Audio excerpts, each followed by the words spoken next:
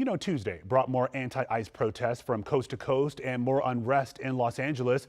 And as all of that was unfolding, WUSA9 was getting an up-close look at the way ICE operates in our area. Tonight, our chief investigative reporter, Eric Flack, has exclusive reporting on how ICE has changed under the Trump administration. Tuesday, dozens of federal agents spread out across Prince George's and Montgomery counties, making a number of immigration arrests. And WUSA9 got exclusive access to ride along with the enforcement operation.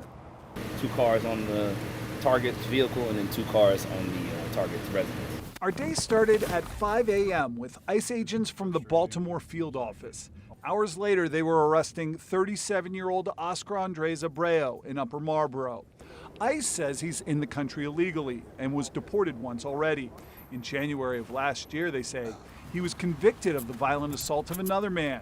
Agents nabbed him outside of the probation and parole office in Prince George's County.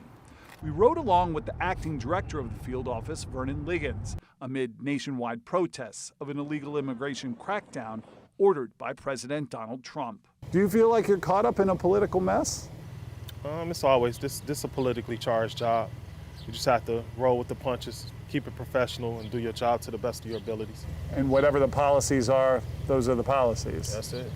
The current policy under the Trump administration is to encourage what's known as collateral arrests.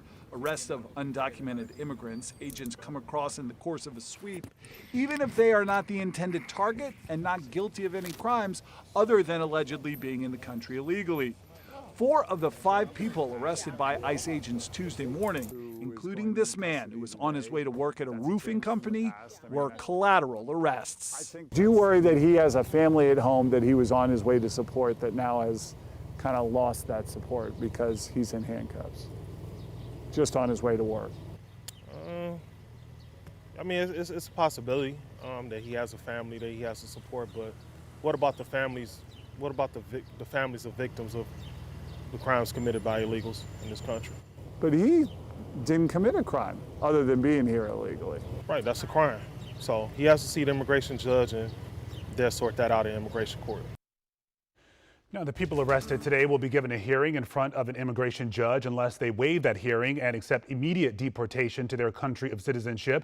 Now, Eric Flack will share more of his exclusive reporting in the days ahead, and still ahead at 5:30, by the way. We'll take a look at the legal battle brewing over President Trump's response to immigration enforcement protests in Los Angeles.